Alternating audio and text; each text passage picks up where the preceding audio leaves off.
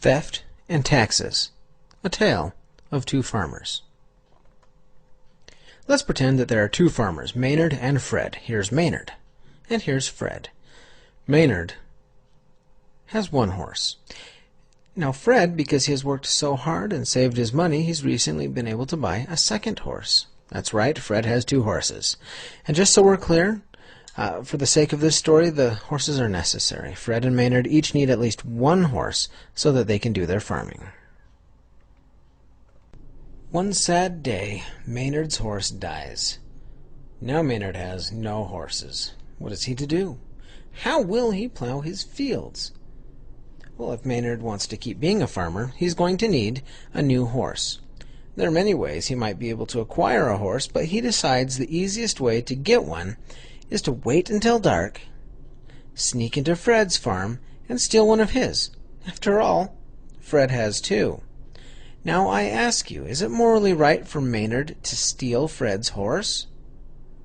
No, stealing is wrong. Okay, so let's say that Maynard didn't steal Fred's horse. Instead, let's say Fred and Maynard live near a town. Here's the townspeople. After Maynard's horse dies, Maynard goes to town. He complains to the townspeople that while he is now a farmer with no horses, Fred still has two. This angers the town people.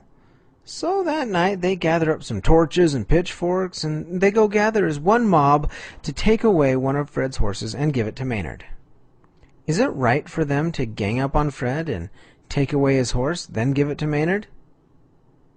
No, that's still stealing, and stealing is morally wrong. Let's say instead of going out at night together as a mob, they hire a professional. Let's call him Ice. Now Ice goes to Fred's house, takes the horse, and gives it to Maynard. Is it right for the townspeople to hire someone else to do the dirty work instead of doing the stealing themselves? No, that's still stealing, and stealing is still morally wrong. Okay, now let's say that the townsfolk get all together in the daytime, and rather than just being a mob, they call themselves, the government. And then the government passes a law saying that all farmers with two horses must give one to us. We'll either give that horse to a farmer with no horses, or we'll sell it to a glue factory to cover costs. What costs, you say? Well, clearly the government doesn't have time to visit all the farms and gather all the horses. So instead, the government hires a professional. Only they change his name from ICE to IRS. Is it right for the townspeople to do this? Does the fact that the townspeople call themselves the government now give them the right to steal? Well, they did pass a law. I suppose that makes it legally right for the townspeople to do this. But does that make it morally right to steal that which belongs to someone else? If they passed a law saying you could steal your neighbor's stuff, would that make it morally right to do it? No, no, and no. Stealing is stealing, no matter how you dress it up, and stealing is wrong. If the townspeople call themselves government and write a law and hire a professional and use the threat of force or jail to take away Fred's second horse, all they have done is performed legal theft. And theft is morally wrong.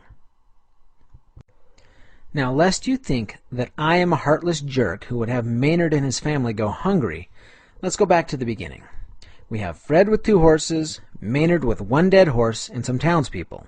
Is it morally right for Fred to just let Maynard's family starve to death? No, of course not. But does that mean that Fred must give Maynard a horse? No. Fred might loan a horse to Maynard and teach him how to care for a horse so that it doesn't die. Fred might hire Maynard and have him work on his farm. Fred might give food to Maynard's family or help him out with the mortgage. Fred might even just choose to give Maynard one of his own horses. Fred has lots of options that go along with his moral responsibility to help his neighbor. But even if Fred refuses to help Maynard, that still does not give the townspeople the moral right to steal Fred's things. Let's recap the lessons of our little story. 1. Stealing is always wrong. 2. We should take care of each other in times of need. That's it. The end.